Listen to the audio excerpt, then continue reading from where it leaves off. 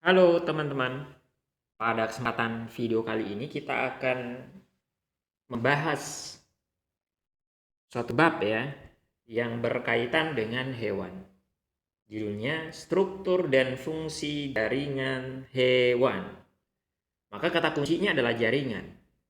Apa itu jaringan? Jadi kalau kita pernah belajar hierarki atau tingkatan makhluk hidup, jaringan itu adalah tingkatan di atas sel. Ya, sel, jaringan, organ, sistem organ, organisme, dan seterusnya. Maka jaringan itu apa? Kumpulan sel yang memiliki struktur atau bentuk sekaligus fungsi yang sama. Ya, jika satu sel itu fungsinya untuk proteksi, maka sel yang ada di sebelahnya yang menjadi bagian dari jaringannya itu juga sama-sama proteksi juga. Ya, maka intinya jaringan ini kumpulan sel yang sama fungsinya. Kok bisa sama fungsinya? Strukturnya sama. Maka pada hewan ya, jaringan dewasanya ini tersusun atas 4 jenis, teman-teman. Di sana ada namanya jaringan epitel. Kemudian di sana ada jaringan ikat. Yang ketiga ada jaringan otot. Dan ada yang terakhir jaringan saraf. Totalnya ada 4 macam. Masing-masing jaringan punya fungsi dasar yang khas. Misalnya, epitel ya, dia punya banyak fungsi. Yang paling dasar adalah proteksi, perlindungan. Dia punya ciri khas susunan selnya rapat, gitu. Sehingga memungkinkan untuk proteksi. Sementara jaringan ikat, ya sesuai dengan namanya, fungsi basicnya adalah penghubung. Dia menghubungkan antara jaringan yang satu dengan jaringan yang lain. Ya, ini kan misalnya jaringan ini kan nanti mau membentuk organ, teman-teman. Ya, tingkatan di atas jaringan kan organ. Ada satu organ, misalnya ada organ apa tuh? Misalnya organ lambung, gitu ya. Maka di lambung punya 4 jenis jaringan ini. Ada epitelnya, ada ototnya, ada sarafnya, ada ikatnya. Maka bayangin antara jaringan yang satu dengan yang lain itu harus dihubungkan. Ya, mirip dengan rumah, ada batu bata, antara batu bata yang satu dengan yang lain dihubungkan dengan semen gitu. Maka di sini fungsi jaringan ikat mirip dengan semen ya. Menghubungkan, mengikatkan, menyambungkan seperti itu ya. Kalau epitel proteksi, ikat koneksi, maka otot kontraksi untuk pergerakan. Sementara yang terakhir jaringan saraf ya, itu kan nanti isi pembahasannya tentang impuls. Dia berfungsi untuk menghantarkan rangsangan, terutama dari satu bagian tubuh ke bagian tubuh yang lain. Yang meskipun kalau lebih detail nanti itu tujuannya adalah untuk regulasi, tapi di sini penghantaran rangsangan, penghantaran informasi dari satu bagian tubuh ke bagian tubuh yang lain, itu kita sebutkan fungsi dasarnya komunikasi. Nah ini ya, fungsi-fungsi dasar dari masing-masing 4 jenis jaringan. Maka setiap jenis jaringan ini punya pembagian lagi, teman-teman. Ya. Epitel sendiri itu jenisnya bisa kita kelompokkan jadi 2. Ada pertama pembagian berdasarkan bentuk, ya ada berdasarkan bentuknya. Maka epitel tuh nanti terbagi 3 ya. Kemudian nanti ada pembagian berdasarkan lapisannya atau kompleksitasnya. Dia juga terbagi 2. Maka berdasarkan bentuknya, mungkin teman-teman masih ingat ada istilah bentuk pipi. Ya, ada yang bentuknya kubus, ada yang bentuknya silindris atau batang. Nah, sementara berdasarkan kompleksitasnya nanti ada yang sederhana, ada yang kompleks gitu, ya. Yang sederhana itu kita bisa sebut dengan istilah selapis.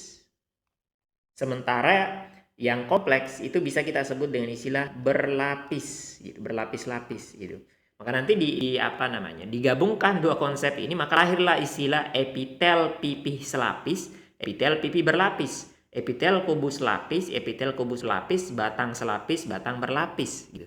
Meskipun nanti ada bentuk spesifik yang lain kalau dibahas di detail, seperti ada istilah jaringan epitel transisional misalnya, ya ada namanya epitel berlapis berlapis semu gitu, atau epitel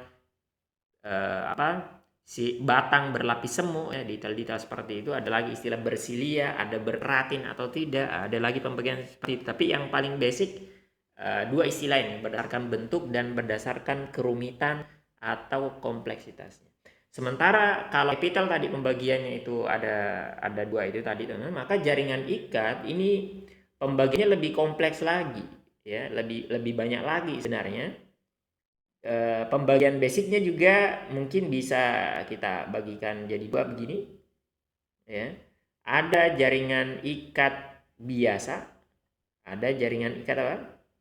Luar biasa, istimewa. Nah, kalau kesepakatannya disebut dengan istilah jaringan ikat khusus, teman-teman, ya. Jaringan ikat khusus, ya.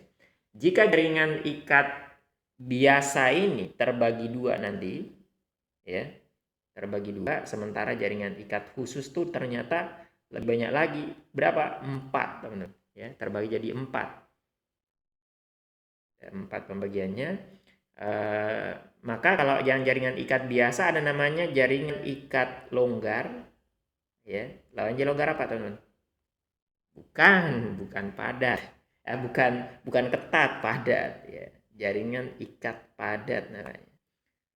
Jaringan ikat khusus yang 4 ini ada namanya jaringan ikat yang berupa apa? Tulang rawan. Namanya tulang rawan apa? Tulang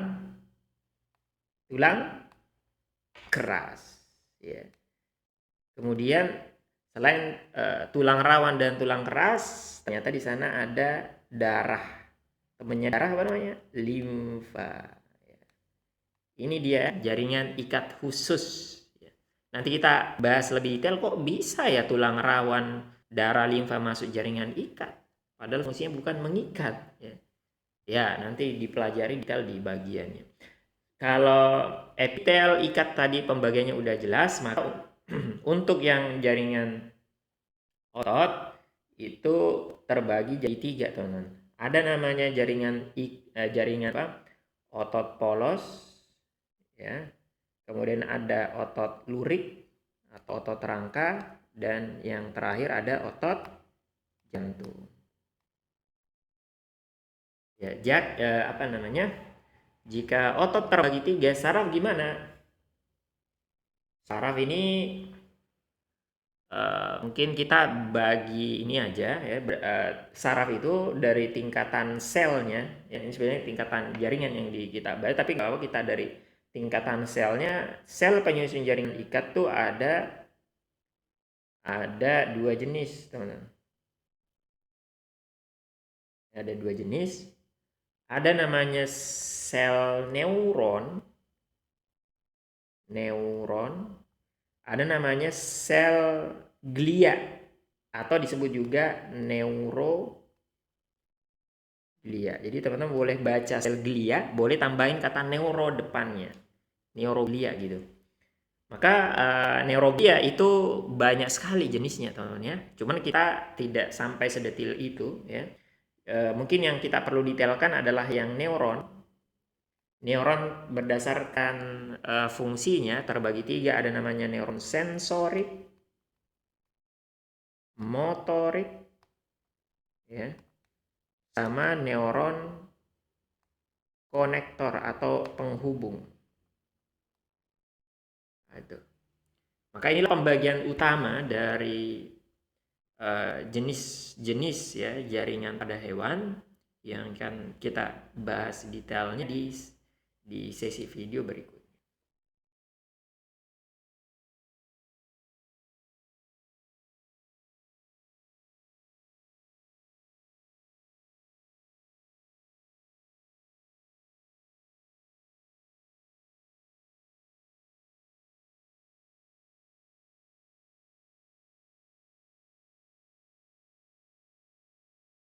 Ya, yang pertama kita bahas ya dari 4 macam jaringan yang telah kita tulis di bagian pendahuluan. Di sana ada jaringan epitel, kemudian ikat, otot, dan saraf ya. Kita awali dengan epitel nih. Apa sih bedanya epitel dengan 3 yang lainnya? Pertama, jaringan epitel punya karakter, dia punya ciri berupa susunan sel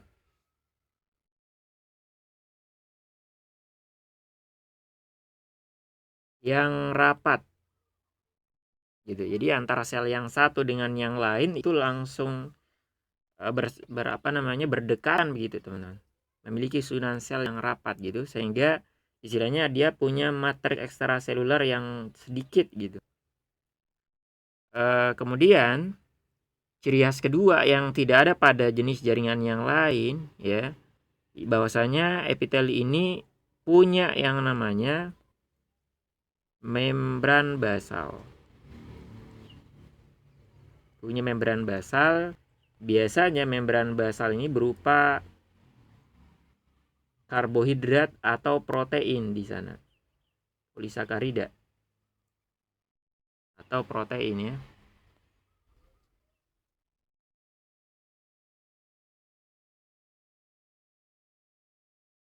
Misalnya kita gambar nih teman-teman. Ini ada sel epitel yang bentuknya kubus. Ini sel pertama. Nah, sel kedua langsung ada berdekatan dengan dia di sebelahnya. Kemudian ada sel ketiga, sel keempat, ya, dan seterusnya. Itu ada kelihatannya membran selnya, sitoplasmanya. Kemudian kita kasih misalnya nukleusnya, inti selnya nih. Nah, kemudian di permukaan bawah dari selnya ini ada namanya apa? Membran basal.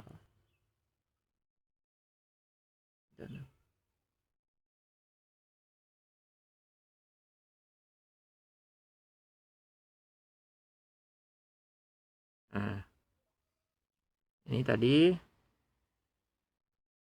sel epitelnya ya. Ini membran basalnya.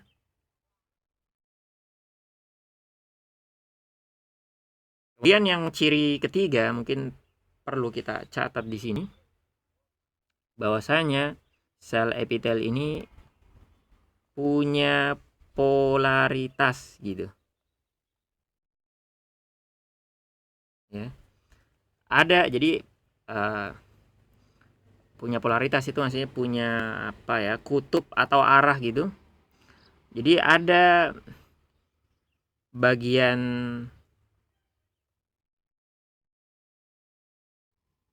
mungkin atas nggak salah ya,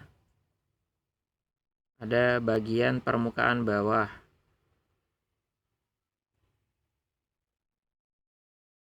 Maka ini nanti bagian atas dari sel epitelnya itu menghadap ke suatu rongga atau saluran ya, atau menghadap ke permukaan tubuh.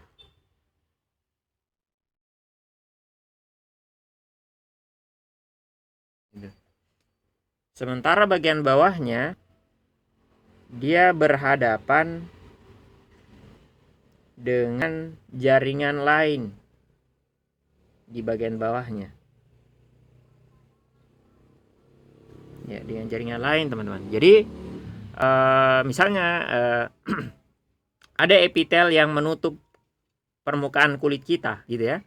Maka nanti bagian epitel yang paling atas itu akan berhadapan dengan lingkungan luar ya, dengan udara gitu. Sementara bagian bawahnya akan berhadapan dengan jenis jaringan yang lain di bawahnya. Ya, misalnya di sana ada jaringan ikat ya, atau jenis jaringan yang lain. Begitu juga misalnya ada di saluran pencernaan atau di pembuluh darah, maka bagian terdalam, bagian yang paling tengah dari pembuluh darah kan ada namanya lumen, ada saluran di sana ya. Maka yang langsung berbatasan langsung atau yang langsung membentuk lumen itu adalah epitel di sana. Nah, bagian yang berhadapan dengan permukaan inilah yang kita sebut dengan istilah bagian atasnya tadi, sementara bagian bawahnya berupa jaringan yang lain ya, misalnya jaringan ikat. Gitu. Maka bagian ini, jadi ini bisa berupa rongga di sini, teman-teman. Atau bisa berupa permukaan badan ya. Kalau yang bawah di bawahnya membran basal akan berhubungan dengan jaringan lain. Gitu. Nah, itu maksudnya. Jadi ini kurang lebih 3 ciri khas penting dari jaringan epitel.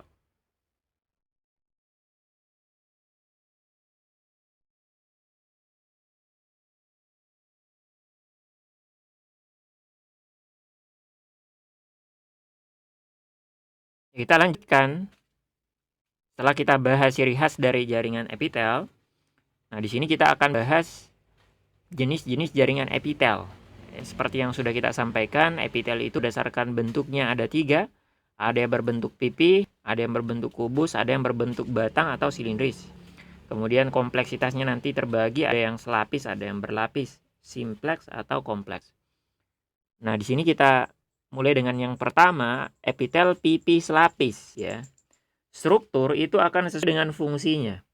Maka ini tipe epitel yang paling tipis dan dia hanya satu lapis. Apa fungsi dia?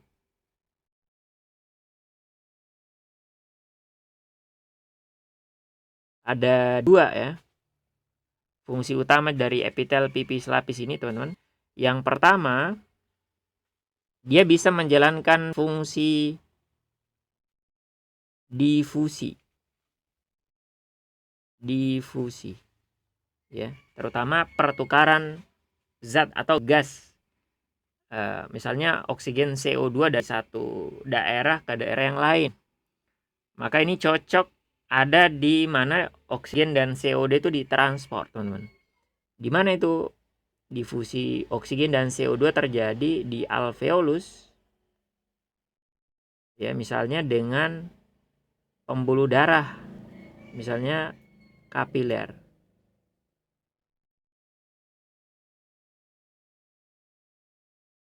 Gitu. Maka karena alveolus dan kapiler menjalankan fungsi difusi agar cepat oksigen dan CO2 itu melintasi ya, bergerak gitu, maka dia harus melewati bagian yang tipis, teman-teman. Nah, maka ini terletak atau ada pada sel-sel yang menyusun alveolus dan pembuluh darah secara umum, diantaranya kapiler. Kemudian dia juga bisa menjalankan fungsi filtrasi penyaringan ya.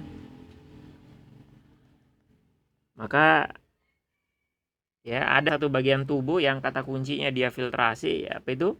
Ginjal, benar. Kalau didetailin yaitu bagian glomerulus dari ginjal.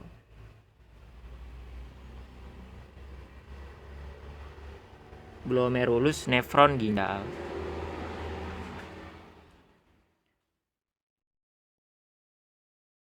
Kemudian yang kedua ada epitel kubus lapis. Ya, maka ini agak lebih tebal nih teman-teman dibanding epitel pipi selapis. Maka fungsinya beda dia. Apa fungsi dia? Epitel kubus lapis itu menjalankan fungsi terutama adalah sekresi. Ya. Sekresi artinya pengeluaran zat yang masih dibutuhkan. Maka ini biasa terdapat pada banyak kelenjar. Di kelenjar-kelenjar itu sebagian besarnya berupa apa? Epitel kubus lapis. Kemudian dia juga bisa menjalankan fungsi reabsorpsi. Ya. Nah, ini untuk membedakan dengan absorpsi yang dijalankan oleh epitel silindris lapis yang ketiga ini, teman. Jadi yang ketiga, epitel silindris lapis ini bisa menjalankan fungsi absorpsi. Tentunya beda antara absorpsi dan reabsorpsi ya. Absorpsi itu penyerapan zat, terutama adalah penyerapan nutrisi pada pertama kalinya. Dan ini terjadi di mana? Di saluran pencernaan, yaitu bagian usus halus gitu. Sementara reabsorpsi itu adalah penyerapan kembali atau penyerapan kedua kalinya. Jadi setelah nutrisi diserap di usus halus, dibawa oleh darah ke seluruh tubuh, diantaranya ke ginjal. Maka ketika tiba di ginjal, nutrisi itu harus diserap kembali agar tidak keluar bersama urin. Maka disebutlah dia istilahnya reabsorpsi. Maka ini terletak di bagian nefron. Bagian yang menyerap nutrisi atau zat di sana adalah bagian saluran atau tubulus dari nefron.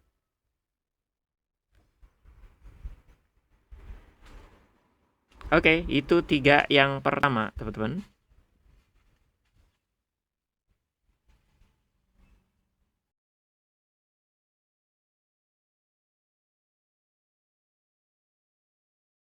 Ya, jaringan epitel berikutnya adalah epitel silindris berlapis semu.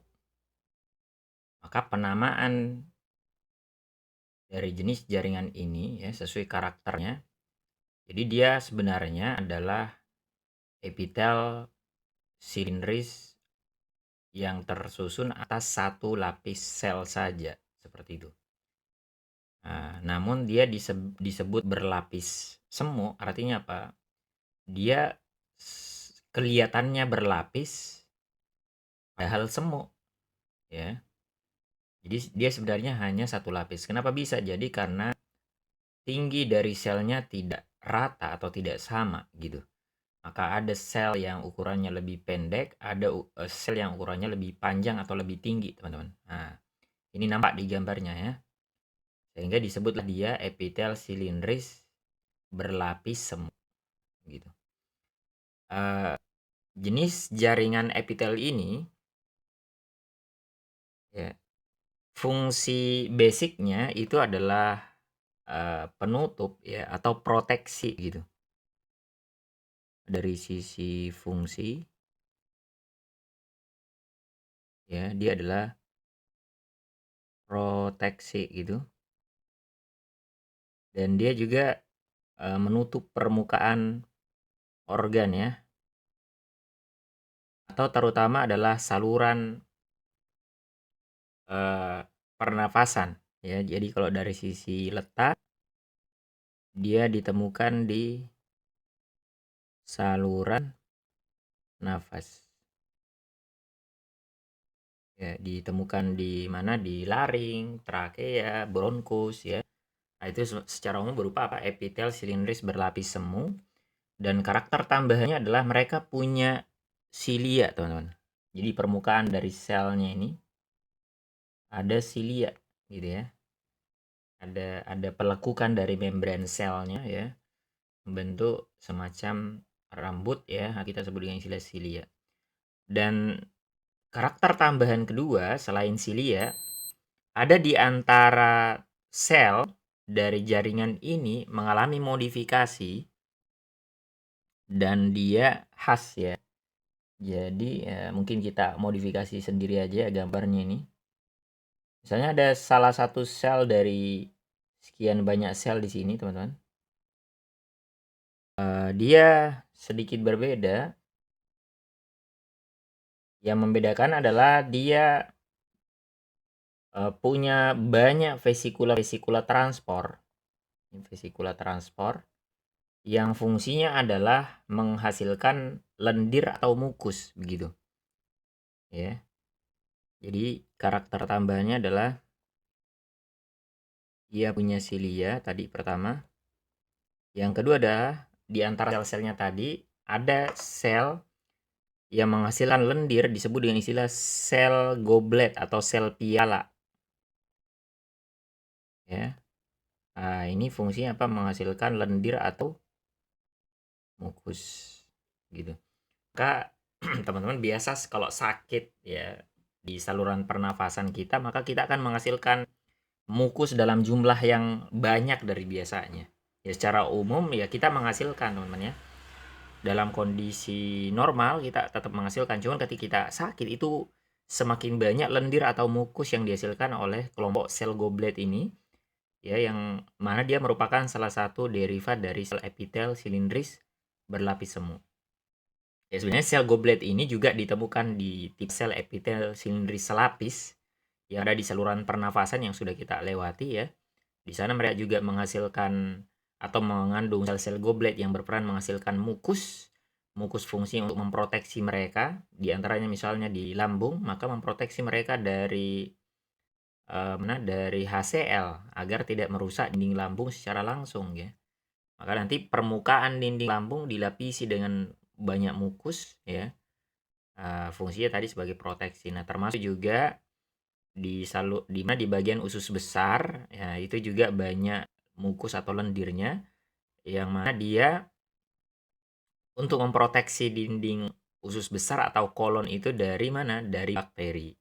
Dia kan tempat hidupnya dari jutaan bahkan mungkin miliaran bakteri tinggal di sana ya, sehingga agar mereka tidak menyerang kita, menginfeksi kita secara langsung ya. Maka nanti di permukaan dari lambung itu kita menghasilkan banyak mukus. Itu tentang apa? Epitel silindris berlapis semu.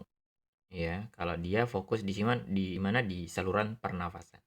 Kemudian tipe epitel berikutnya. Jadi kalau 3 epitel yang pertama itu semuanya adalah epitel simplex atau selapis ya.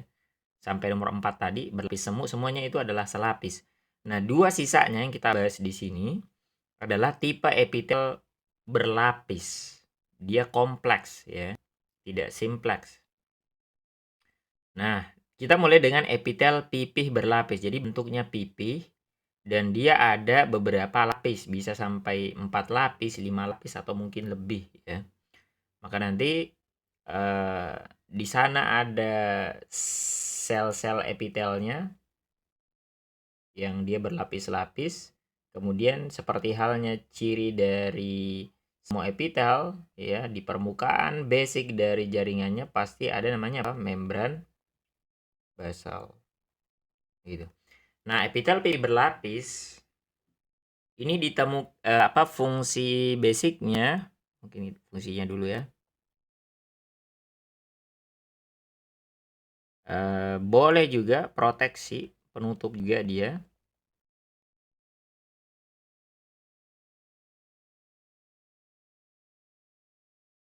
Dan dia dari sisi apa namanya ya?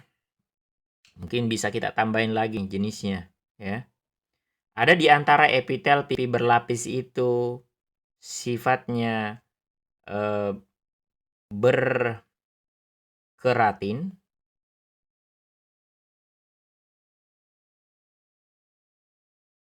Ya. Ada yang tidak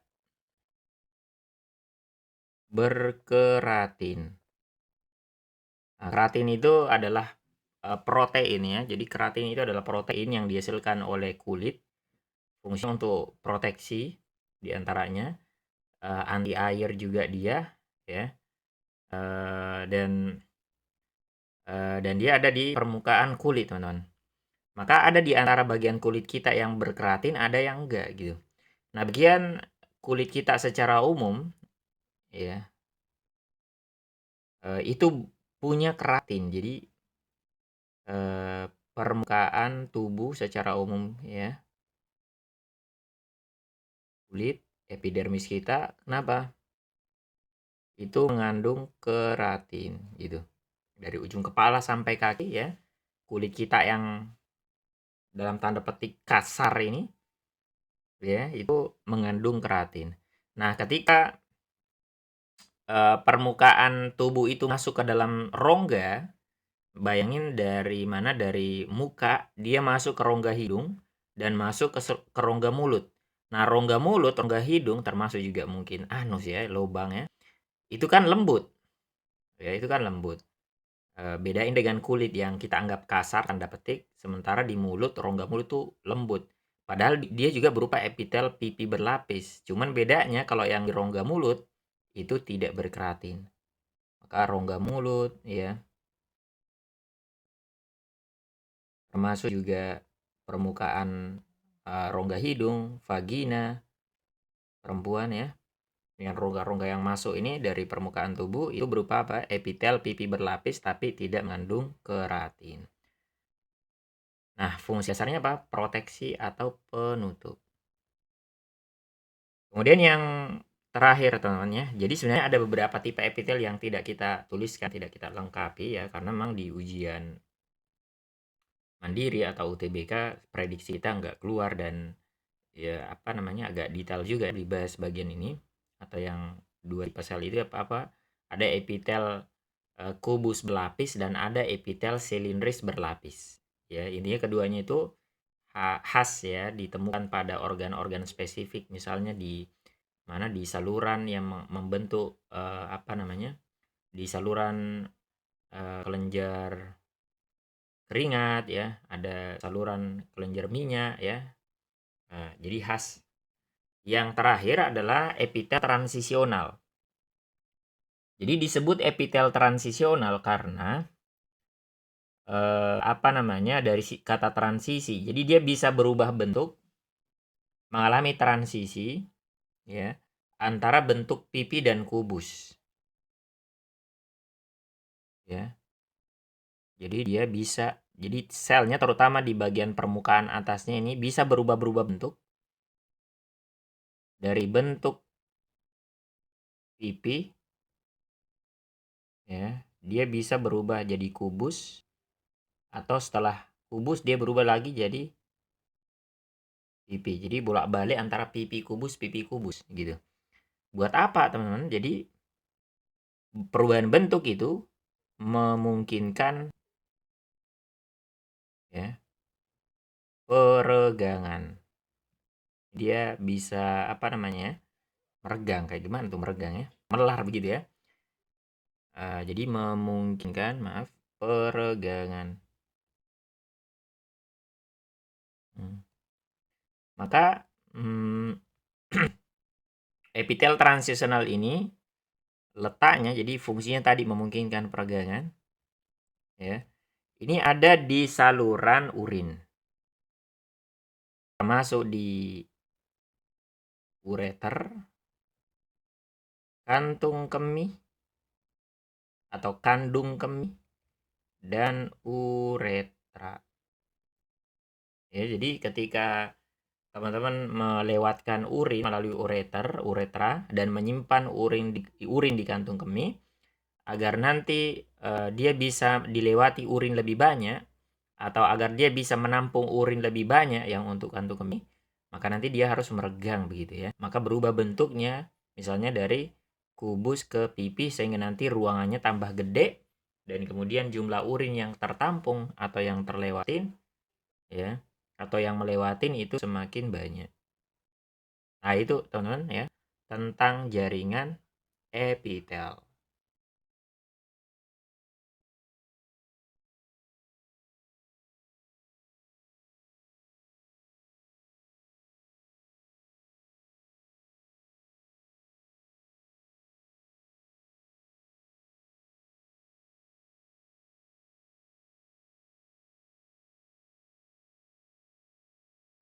Ya, berikutnya teman-teman adalah pembahasan jaringan ikat. Nah, berbeda dengan jaringan epitel ya. Jaringan ikat ini punya ciri khas. Yakni mereka ini punya susunan sel yang tidak rapat. Ya, jadi antar sel yang satu dengan yang lain itu berjauhan. Susunan selnya longgar ya. Efeknya apa? Sesuatu yang ada di antara sel-sel itu disebut dengan istilah matriks ekstraseluler, itu akhirnya sifatnya dia luas. Jadi ada istilah nanti nih matriks ekstraseluler. Ya, kemudian ciri khas yang kedua yang hanya ada atau dimiliki oleh jaringan ikat ya. Tidak ada pada istilah epitel atau berbeda dengan epitel dengan otot dan saraf. Yakni jaringan ikat itu umumnya tersusun atas 3 bagian atau 3 komponen. Apa aja 3 itu? Yang pertama adalah semua jaringan ikat ya tadi punya jelas. Punya sel-sel. Anggaplah ini the cell. Ya. Kemudian ada sel kedua. Kemudian ada sel ketiga. Ya, susunannya apa tadi? Longgar istilahnya. Nggak rapet-rapetan kayak jaringan epitel nih, teman. Ini sel berikutnya dan seterusnya ya. Ya, intinya apa? Ada sel-sel yang berjauhan letaknya. Ini komponen pertama ya. Komponen kedua, di luar dari sel itu ada semacam rambut ya. Dan kita sebut dengan istilah serabut protein karena dia berupa protein, bukan karbohidrat, bukan lemak, ya, bukan lipid, berupa protein. Jadi di sini di antara sel-selnya, di luar sel-selnya itu ada apa? Ada serabut. Dan kalau detail dipelajari, serabutnya itu ada 3 macam, teman-teman. Ya. Misalnya ini dapat 1 nih. Kemudian ada serabut kedua. Ya, mungkin dia bercabang ya. Terus ada serabut jenis ketiga, lebih halus dia. Ya. Jadi di antara sel-sel itu ada apa? Ada sabut ya, serabut protein. Ini komponen kedua. Nah, kita tulis dulu ya. Yang pertama ada sel-sel. Ya. Komponen kedua tadi ada istilah apa? Yang ini serabut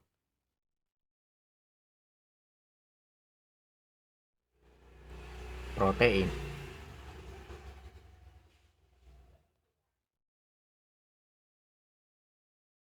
Ya. Kalau detail tuh ada namanya serabut yang paling gede namanya serabut kolagen, dia yang paling kuat yang ini. Kemudian namanya serabut elastin. Ya. Ada namanya serabut retikular. Ya. Dia ada 3 macam. Kemudian selain serabut protein, jadi pahami kalimatnya. Semua komponen di luar dari sel selain serabut protein itu disebut dengan istilah substansi dasar. Jadi kita tunjuk aja nih di bagian yang lain yang kosong, yang nggak ada serabut proteinnya di luar sel ya. Ini kita sebut dengan istilah substansi dasar. Maka istilah substansi dasar ini ya berada di luar sel. Dia bisa berupa ada air di sana, cairan ekstraseluler ya. Di sana mungkin ada karbohidrat ya. Di sana ada protein ya, tergantung jenis jaringan ikatnya. Ada garam mineralnya mungkin ya. Dan seterusnya. Maka teman-teman perhatikan 3 bagian ya. Jadi bagian yang pertama tadi kita sebut dengan istilah sel. Ya, bagian yang kedua adalah serabut protein dan yang ketiga substansi dasar. Nah, gabungan dari serabut protein dan substansi dasar itulah yang disebut dengan istilah matriks ekstraseluler. Matriks di luar sel. Gitu. Apapun. Jadi bisa juga nih ya. Pembagiannya jaringan ikat itu tersusun atas 2 bagian. Ada sel-sel dan ada matriks ekstraseluler. Kemudian lebih jauh matriks ekstraseluler itu ternyata ada 2 tuh penyusunnya. Ada serabut protein, ada substansi dasar gitu. Jadi teman boleh ngomong jaringan ikat ada 3, boleh juga jaringan ikat ada 2 begitu ya komponennya. Nah, jadi intinya yang membedakan antara jaringan ikat yang satu dengan yang lain adalah 3 komponen ini. Ya, kan kita udah sampaikan di bagian pengantar jaringan ikat itu ada 6. Ada jaringan ikat namanya areolar, adiposa, tulang rawan, tulang keras, darah, dan limfa. Totalnya 6. Yang membedakan antara yang satu dengan yang lain adalah tipe selnya misalnya. Ya. Kemudian nanti jenis serabut proteinnya. Ada yang hanya punya kolagen, ya, ada yang melimpah elastinnya, ada yang ketiga-tiganya ada, ya, ada yang jumlahnya lebih sedikit, jumlah serabut protein, tapi ada juga yang melimpah gitu. Termasuk juga substansi dasarnya, ada yang berdasarkan substansi dasarnya juga ini, ya. Nanti ada yang dia berupa cair gitu. Ya, jadi dia berupa cairan, misalnya darah, ya, jaringan darah, ya, air dia, komponennya air gitu. Sifat dari matriksnya adalah cair, ya. Kemudian nanti lebih ke sana ada yang berupa gel, ya, misalnya jaringan tulang rawan, ya, atau kelompok jaringan ikat areolar, ya. Kemudian nanti ke arah padat, ya, maka dia di sana misalnya ada tulang keras gitu. Karena substansi dasarnya berupa mineral, ya. Jadi nanti tergantung jenis jaringannya, maka 3 komponen ini bisa berbeda.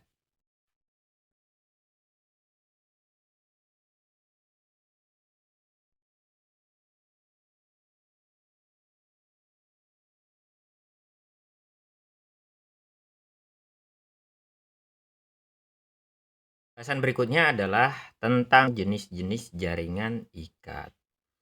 Kurang lebih, ya, jenis jaringan ikat itu ada 6.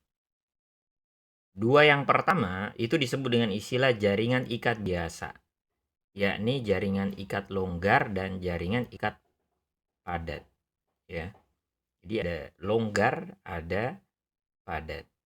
Yang padat itu maksudnya adalah dia padat akan komponen serabut protein. Ya, jadi serabut proteinnya melimpah, padat dengan serabut protein. Adapun jaringan ikat longgar, ya, dia serabut proteinnya sedikit, maka matriks ekstraseluler yang paling banyak adalah substansi dasarnya, ya. Maka jaringan ikat longgar ini bisa kita bagi lagi menjadi 2. Ada jaringan areolar atau jaringan ikat areolar dan ada jaringan lemak atau jaringan adiposa. Oh, ternyata jaringan lemak yaitu dimasukkan ke salah satu jenis jaringan ikat. Nah, jaringan ikat areolar yang punya susunan sel yang longgar, ya. Ini jadi ada komponen-komponen selnya di sini, teman-teman bisa lihat. Di antaranya adalah ada sel yang fungsinya menghasilkan serabut, ya. Jadi teman bisa lihat nih ada komponen serabutnya, ada serabut kolagen, ya. Kemudian ada serabut elastin yang bercabang, ini warna kuning, elastin, ya. Kemudian ada serabut retikulernya, jadi lengkap dia, ya. Nah, kemudian serabut ini ada. Jadi serabut itu ada karena dihasilkan oleh suatu tipe sel yang disebut dengan istilah fibroblast. Jadi yang sel yang berwarna hijau ini kita sebut dengan istilah sel fibroblast, dari kata fibrous, blast. Blast artinya sel pembentuk, fibrosa atau, ya, serabut fibrosa, serabut proteinnya disebut serabut fibrosa. Maka selnya disebut fibroblast. Artinya sel penghasil serabut fibrosa.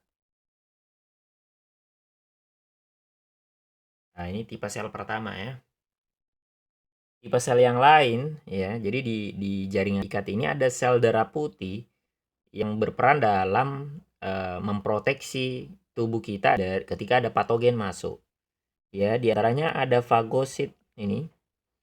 Termasuk fagosit terbesar, dia disebut dengan istilah makrofag. Oh, ternyata makrofag ada di sini, teman. Ya. Untuk membantu makrofag di sana, maka kita punya tipe sel lain yang juga merupakan jenis sel darah putih. Di antaranya ada namanya neutrofil, ya. Misalnya ambil contoh ini neutrofil. Kemudian di sana ada sel yang menghasilkan senyawa yang berperan dalam peradangan, yakni histamin, dan sel itu kita sebut dengan istilah sel mas. Nah, jadi ini adalah sel-sel darah putih yang ternyata banyak terdapat di jaringan ikat, dan jaringan jenisnya jenis jaringan ikat areolar, teman.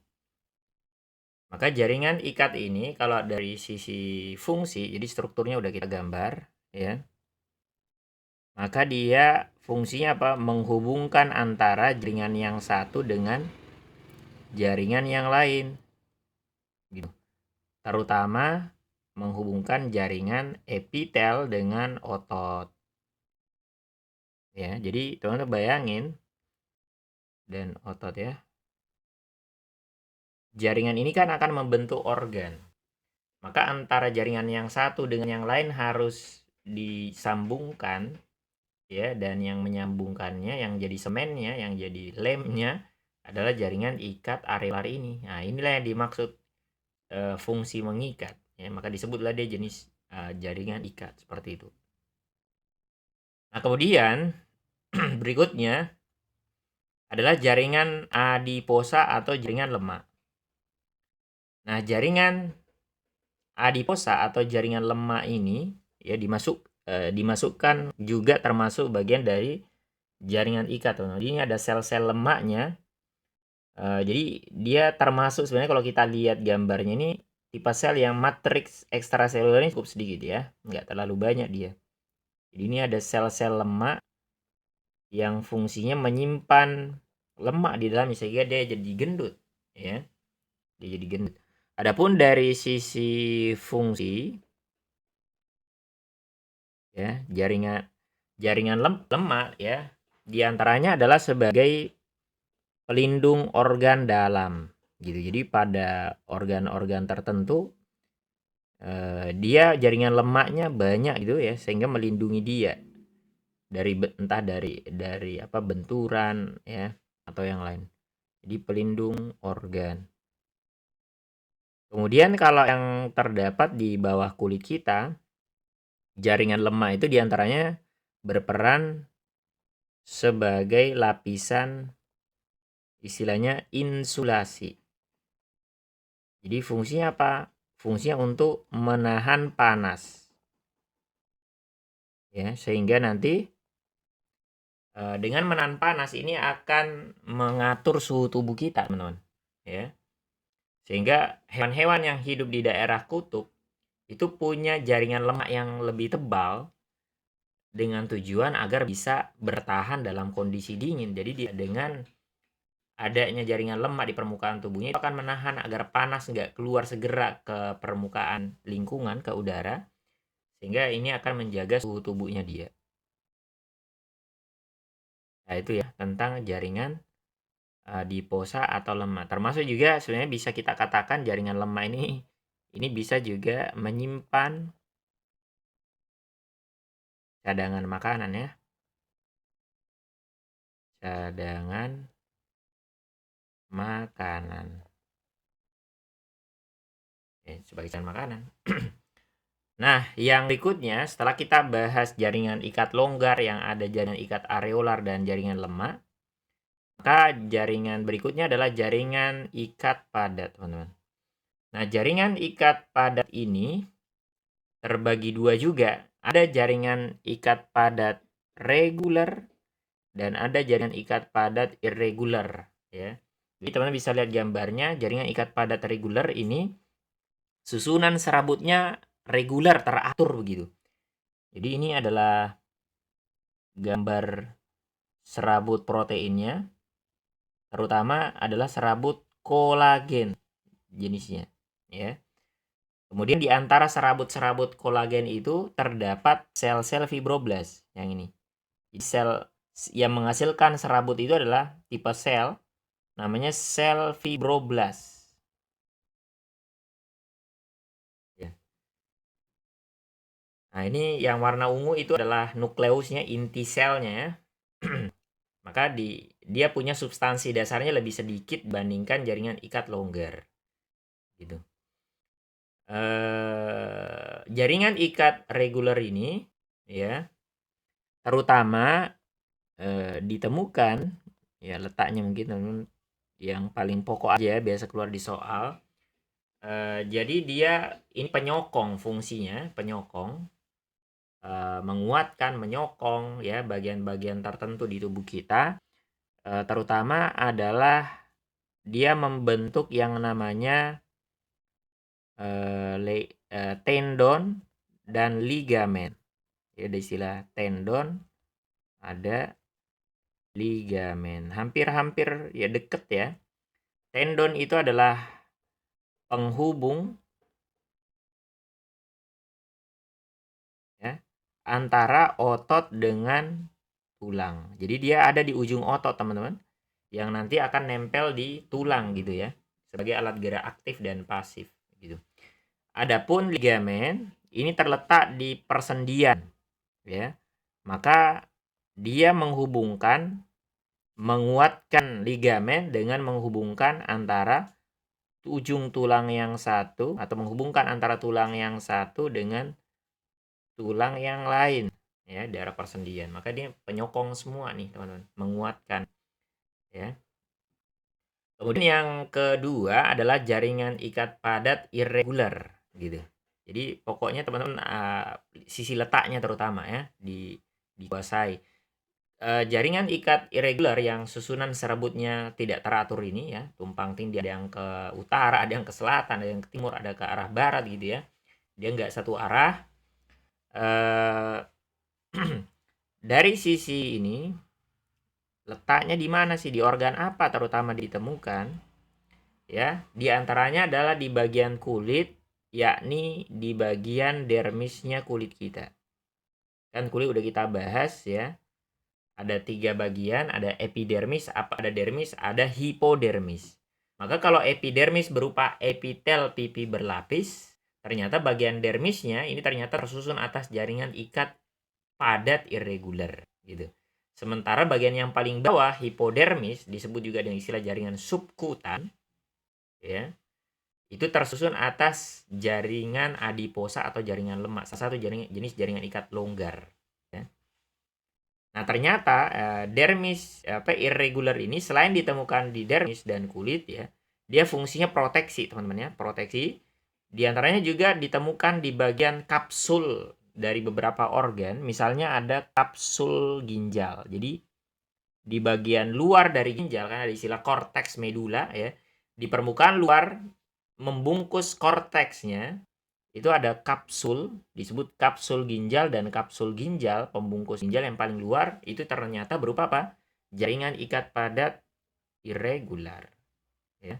Termasuk juga kapsul yang ada di mata, pembungkus mata atau jaringan terluar di mata gitu ya. Apa nama jaringan, apa kelompok sel yang terluar di luar mata, lapisan luarnya itu disebut dengan istilah sklera. Warnanya putih ya. Di kapsul ginjal warnanya putih, sklera ini juga warnanya putih. Ini kenapa? Karena dia berupa jaringan ikat padat ya. Jaringan ikat padat itu identik dengan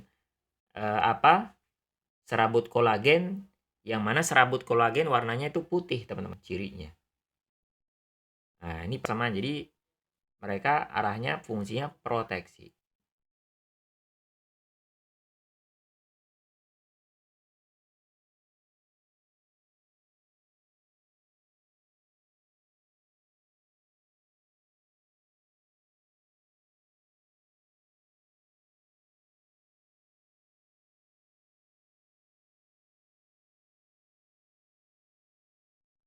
Ya, berikutnya, teman-teman, masih berkaitan dengan jaringan ikat ya. Nah, telah kita lewati ya, 2 jenis jaringan ikat yang pertama, jaringan ikat longgar dan jaringan ikat padat. 2 yang pertama tersebut itu disebut dengan istilah jaringan ikat biasa. Ya. Adapun 4 berikutnya, yakni darah, limfa, tulang keras, dan tulang rawan nanti, ini termasuk jenis jaringan ikat khusus. Ya. Nah, mereka ini kalau kita lihat, ini kok fungsinya kayaknya bukan buat mengikat. Darah, limfa, tulang keras ini enggak berkaitan dengan mengikat. Itu lebih ke arah, kalau darah dan limfa lebih ke arah transport, ya. Tulang keras dan tulang rawan lebih ke arah penyokong, gitu. Nah, terus kenapa mereka dimasukkan ke dalam kelompok jenis jaringan ikat, padahal fungsinya bukan buat mengikat? Ya, alasannya karena mereka memiliki ciri jaringan ikat, yakni apa? Susunan sel yang longgar, kemudian mereka punya namanya matriks ekstraseluler yang luas, yang melimpah, begitu. Jadi antara sel yang satu dengan yang lain jaraknya tuh berjauhan, ya. Kemudian dia punya substansi dasar atau punya matriks ekstraseluler lebih banyak, lebih luas begitu. Ambillah contoh darah, teman-teman. Kan darah itu antara sel yang satu dengan yang lain nggak saling nempel, nggak saling deketan, bahkan berjauhan. Antara sel darah merah yang satu dengan yang lain, ya bahkan apalagi kalau jenis jaringan sel darahnya beda, sel darah merah dengan sel darah putih itu berjauhan, nggak deketan, nggak saling nempel ya. Ya, maka itulah dia disebut istilah jaringan ikat khusus. Punya fungsi khusus. Kita mulai dengan jenis jaringan ikat khusus biasa jaring ikat khusus yang pertama, yakni darah. Jadi darah sendiri sebagai jenis jaringan ikat, ya, dia punya fungsi bukan buat mengikat lah, teman-teman, ya. Fungsi dia lebih ke arah untuk transport. Baik itu transport nutrisi, gas-gas pernafasan, ya, dan yang lainnya, gitu. Meskipun juga dia punya fungsi kaitan karena dia mengandung mengandung sel darah putih, bisa jadi juga dia fungsi tentang pertahanan tubuh atau imunitas, gitu ya. Nah, kemudian darah kita juga punya karakter dia hanya punya, ya, sel-sel yang ada tiga jenisnya. Ada sel teman? Eritrosit, ya, trombosit, leukosit, ya, 3 ya. Di komponennya hanya ada 2 nih. Kalau jaringan ikat basic secara dasar itu komponennya ada 3, kalau dia cuma 2. Jadi dia nggak punya protein. Maksudnya dia nggak punya serabut protein, ya. Dia hanya punya sel-sel dan substansi dasar, yang mana substansi dasarnya ini kita sebut langsung dengan istilah plasma darah, gitu. Dia tanpa tanpa serabut protein, nggak punya serabut kolagen, gitu. Nggak punya serabut elastin, nggak punya serabut retikuler. Nah, sama dengan darah, ya.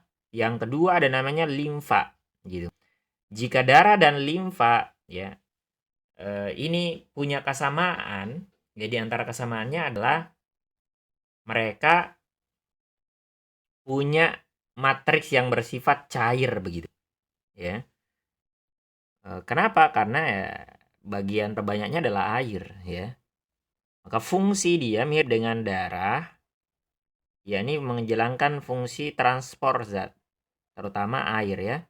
Termasuk juga dia berperan sebagai bagian dari sistem pertahanan tubuh atau imun, gitu. Maka mirip dengan darah, dia juga punya sel-sel dan dia juga punya plasma darah. Kita nggak sebut plasma darah, ya. Kita bisa sebut dengan istilah cairan limfa, gitu, teman-teman. Nah, dari sekian jenis dari 3 jenis sel darah, ya, si limfa ini dia nggak punya eritrosit, jadi dia hanya punya leukosit. Jadi bisa jadi leukosit yang ada di dalam darah berpindah ke limfa, gitu ya. Di antaranya leukosit. Dan dia juga mungkin punya trombosit kali, ya, tapi nggak punya eritrosit, gitu. Maka teman-teman bisa lihat nih gambarnya, ya. Ini ada darah mengantarkan nutrisi ke seluruh sel tubuh termasuk air, begitu ya. Maka nanti air yang ada, kita sebut mungkin istilah apa, di dalam darah kita ada plasma darah seperti itu. Kemudian di luar dari plasma darah ada sel-sel, di antara sel-sel itu ada namanya cairan jaringan, ya. Maka berpindahlah zat-zat dari plasma darah ke cairan jaringan, ya. Kemudian nanti termasuk juga di antaranya air gitu. Maka air berpindah dari darah ke cairan jaringan, nanti dari cairan jaringan air itu akan ke cairan limfa. Nah, cairan limfa di antara fungsinya atau limfa di antara fungsinya adalah mengembalikan cairan darah yang masuk ke jaringan balik lagi ke darah. Gitu. Jadi ada jalurnya, ada jalannya nanti. Pembuluh limfa itu ketemu dengan pembuluh darah yang ada di vena. Cuma kita nggak detail di sini ya.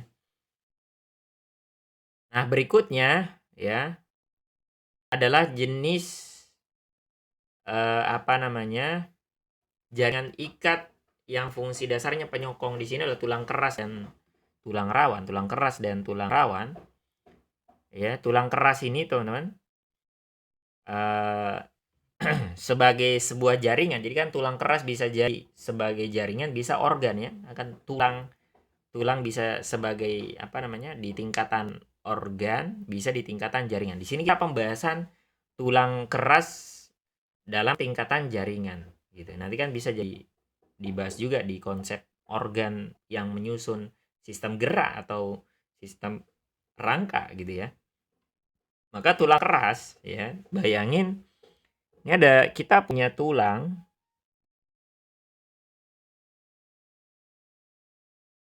Ya, kita punya tulang nih.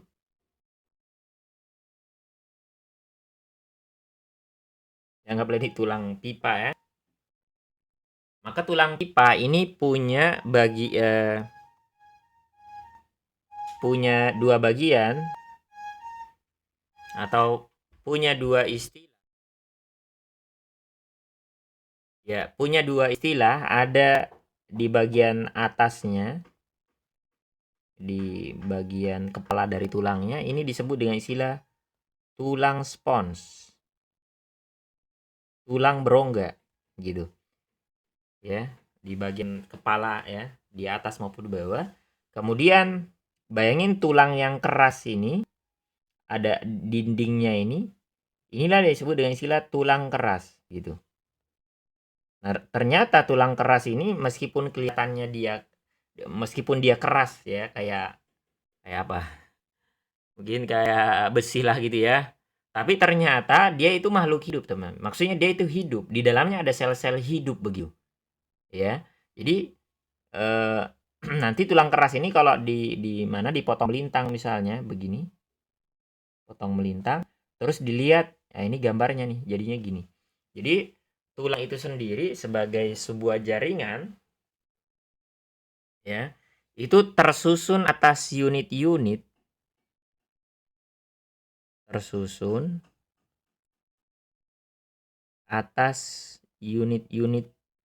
struktural ya.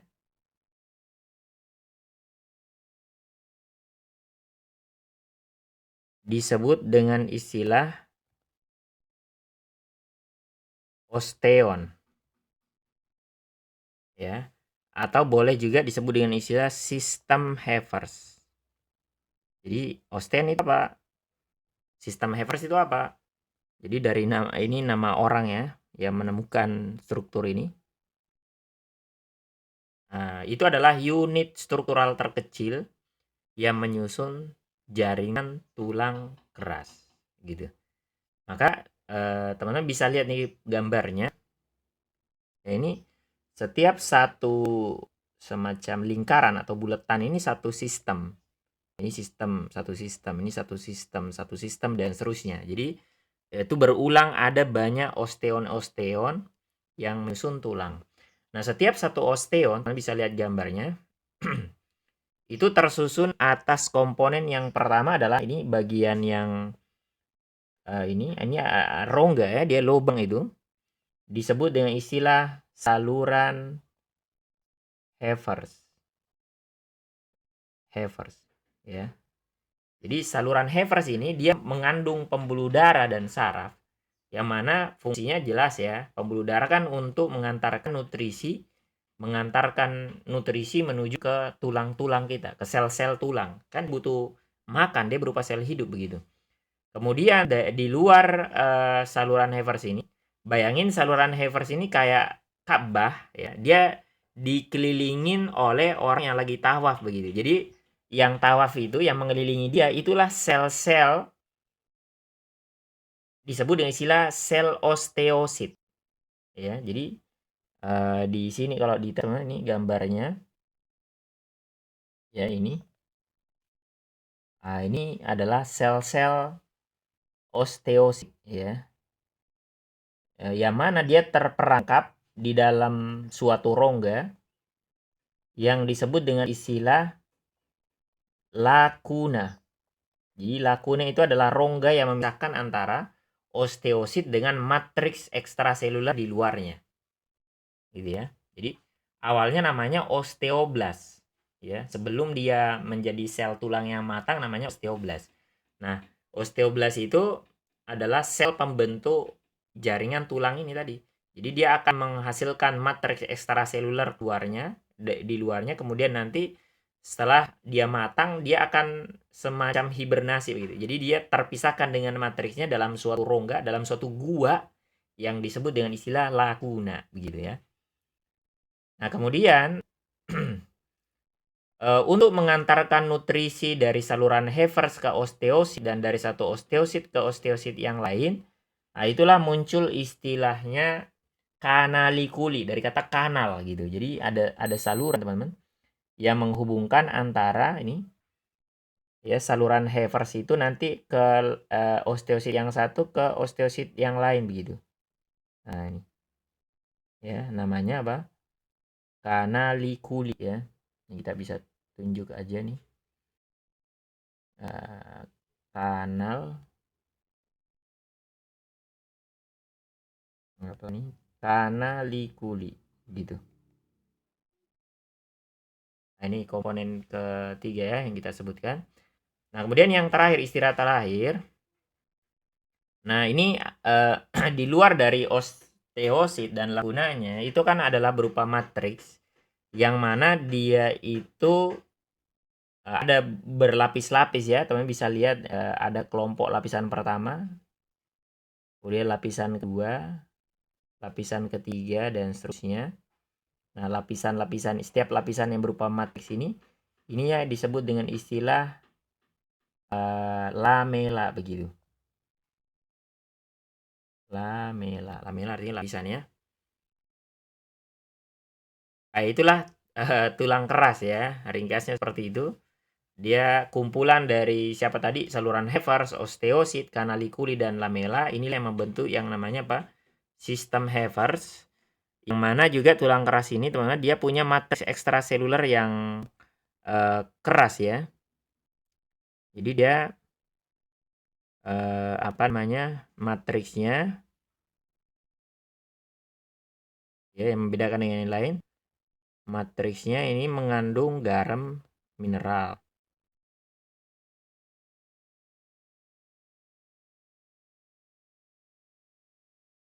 Ya kayak kalsium ya, fosfat ya, dan yang lainnya. Kemudian yang terakhir kita tiba di tulang rawan ya. Nah, tulang rawan sendiri di sini dia tersusun apa namanya? Atas sel-sel yang disebut dengan istilah osteoblast. Jadi kalau tadi tulang keras dia berupa osteosit, maka ini tersusun atas sel-sel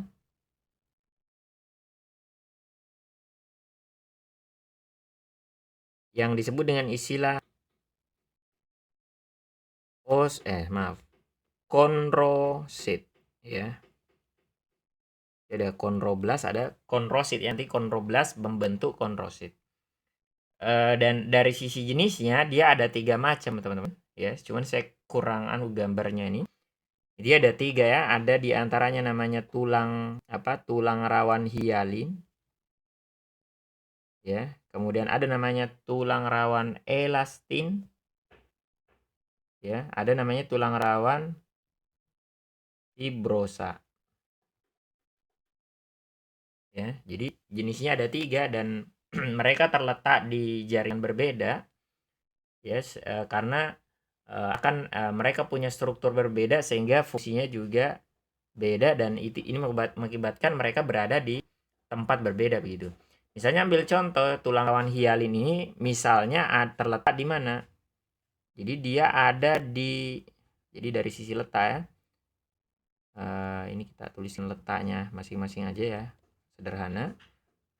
Tulang rawan hialin ini misalnya terletak di atau ada di rangka embrional. Jadi ketika teman-teman masih embrio, ya, kita berupa tulang rawan dan jenisnya adalah tulang rawan hialin. Kemudian tulang rawan hialin juga ini bisa ditemukan di ujung dari saluran pernafasan, yakni ujung hidung, gitu. Kemudian bisa ditemukan juga misalnya di laring, saluran pernafasan. Sementara tulang rawan elastin ini teman-teman temukan di daerah yang elastis, ya. Kalau tulang rawan ujung hidung berupa tulang rawan hialin, maka ternyata yang lebih lentur dari ujung hidung adalah telinga. Maka telinga kita, ya, ini kuping maksudnya ini apa ini ya? Daun telinga ya maksud kita. Karena kalau ngomong telinga kan maksudnya banyak artinya kalau ini cuman daun telinga aja, kuping. Itu berupa tulang rawan elastin gitu. Adapun jaringan ikat fibrosa ya, ini biasanya dia terletak di daerah persendian ya. Dia penyokong di daerah persendian. Ya, ini lebih detail mungkin kita bahas di di konsep sistem gerak ya. Nah, itulah teman-teman kurang lebih 6 macam jaringan ikat yang menyusun tubuh manusia.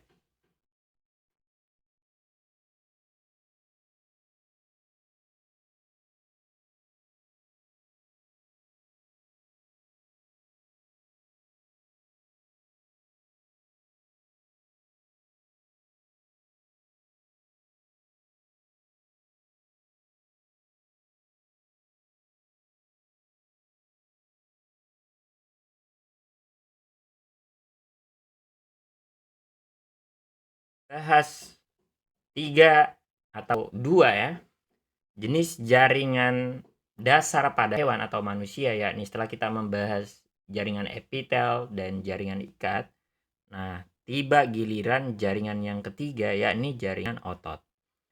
Nah, jaringan otot sendiri ya, seperti yang sudah kita sampaikan itu punya fungsi dasar jelas adalah kontraksi untuk menghasilkan gerakan. Dan dia ada 3 jenisnya ya. Di antaranya yang pertama adalah ada namanya otot polos. Ya, otot polos yang ini. Kemudian ada namanya otot lurik atau otot rangka. Dan yang ketiga ada otot jantung. Ya. Maka kalau dari sisi struktur teman-teman ya, otot polos ya dia punya ciri kalau kita lihat ya bentuk selnya dari sisi bentuk sel. Jadi ini kita tuliskan karakternya ya. Aja karakter dasar dari mereka bertiga nih. Dimulai dengan bentuk selnya, kalau otot polos ya, ini bentuknya gelondong. Gelondong itu maksudnya ujungnya runcing, kemudian nanti bagian tengahnya membesar ya. Jadi ya kayak gini lah. Kemudian dia punya inti sel ya. Nah, kemudian otot lurik berbentuk serabut. Nah, mirip dengan otot lurik, otot jantung juga berbentuk serabut. Cuman mereka berbeda dari sisi otot jantung, selain berbentuk serabut, dia bercabang. ya. Dia bercabang. Nah, yang kedua adalah letak intinya. Letak dan jumlah inti sekalian ya. Kalau otot polos, inti selnya terletak di bagian tengah. Sementara otot lurik terletak di bagian tepi, ya. Jumlahnya sekalian ya. Jadi di tepi dan jumlahnya banyak. Otot polos jumlahnya cuma 1 terletak di tengah. Adapun otot jantung ya, itu jumlahnya ternyata 1 atau 2. Intinya sedikit ya. Satu-satunya yang banyak intinya adalah otot lurik atau otot rangka gitu. Dan dia terletak di tengah. Ya, jadi mirip dengan apa? Otot polos ya. Kemudian jadi sebenarnya ada banyak karakter yang dibedakan ya. Nah, mungkin kita batasi aja. Jadi tambahan untuk otot jantung. Jadi antara sel yang satu dengan yang lain, teman-teman, itu punya namanya diskus interkalaris. Jadi ada sekat ya. Jadi kalau otot lurik satu serabut ini satu sel, teman-teman. Ya, satu sel. Tapi kalau otot jantung satu serabut ini enggak satu sel.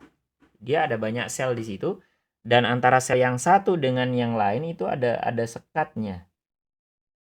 Nah, baru ada inti selnya di tengah gini tadi, ya. Sekat inilah yang disebut dengan istilah apa tadi? Diskus. Jadi dia kalimatnya apa? Punya namanya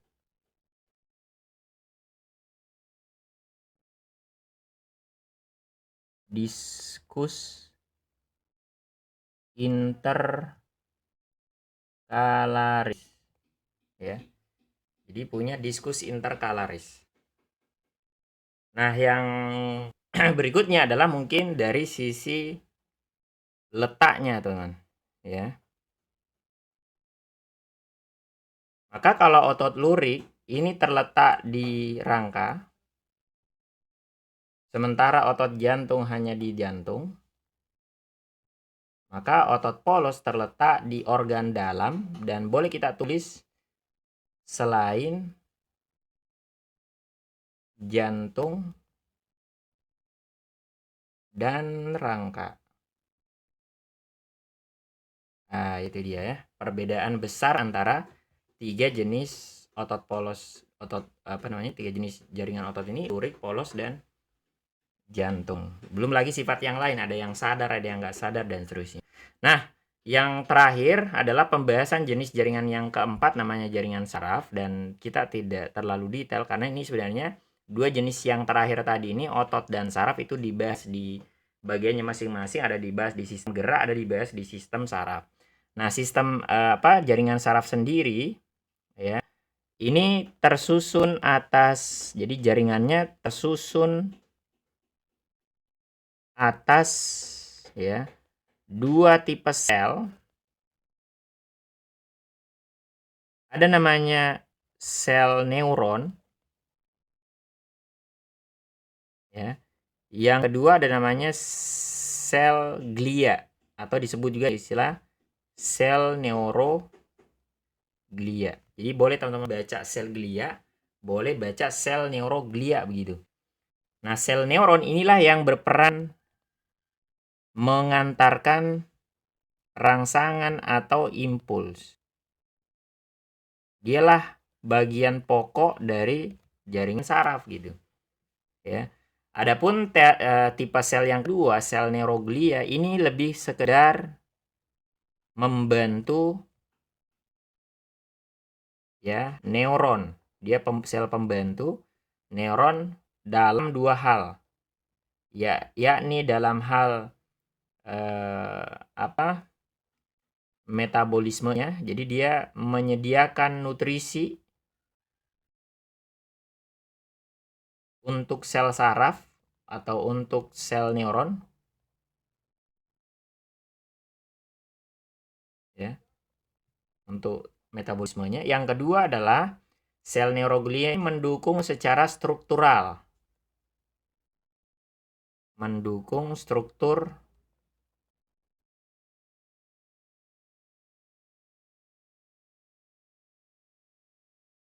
neuron. Misalnya apa ya? Mungkin teman pernah dengar istilah ada namanya sel Schwann. Ya, nanti belajar di sistem saraf, dia adalah tipe sel yang menghasilkan selubung mielin yang membungkus akson dari neuron, gitu.